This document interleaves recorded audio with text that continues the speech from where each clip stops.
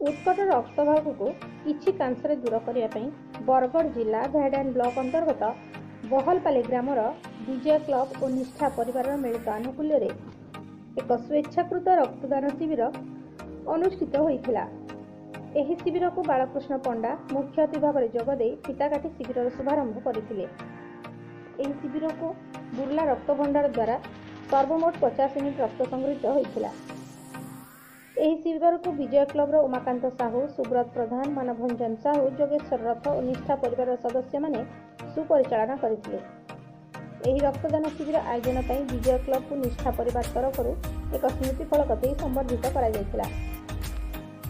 सेहीपरि बरगढ़ जिला गोड़भगा अंतर्गत slate grammar स्वर्गत धीरज कुमार साहू गंगा श्राद्ध अवसर में एक स्वेच्छाकृत रक्तदान शिविर अनुष्ठित होता।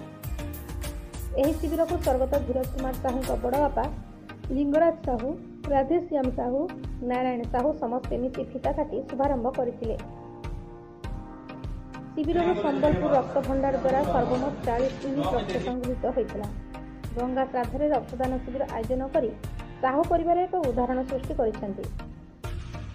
उभय शिविर सर्वमोट 90 यूनिट रक्त संग्रहित होता। रक्तदान शिविर आयोजन पर साहू परिवार को आम निष्ठा परिवार तरफ एक स्मृति फलक दे संबर्धित करा जायतिला। समस्त रक्तदाता, सहयोगी, शुभेच्छु, आयोजक बंधु और बहलपाली ग्रामवासी को निष्ठा परिवार तरफ बहुत बहुत धन्यवाद। उभय शिविर को निष्ठा परिवार सदस्य मैंने सुपरिचालना करथिले। बरगढ़ जिलार श्याम सुंदर सुना रिपोर्ट, मातृभूमि लाइव टीवी।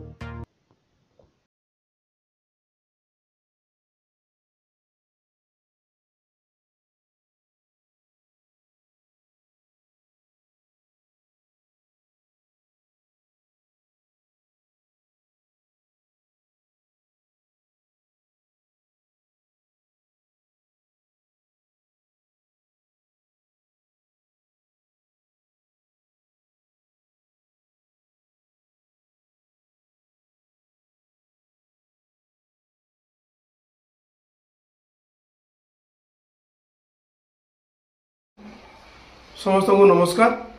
मुई अश्विनी त्रिपाठी उपदेष्टा निष्ठा परिवार। आज गोटे दिन गोटे समय रे दुईटा रक्तदान शिविर आयोजन करा जायतिला। आमर बहलपाली थाना विजय क्लब और निष्ठा परिवार मिलित उद्यम रे गोटे रक्तदान शिविर होता।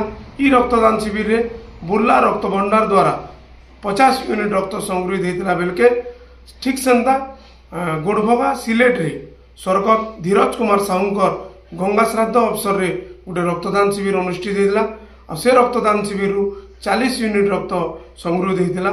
सर्वमोट 90 यूनिट रक्त संग्रहित होता। सबु रक्तदाता, स्वेच्छासेवी, सहयोगी, ग्रामवासी समस्त को आम निष्ठा परिवार तरफ बहुत बहुत धन्यवाद और नमस्कार।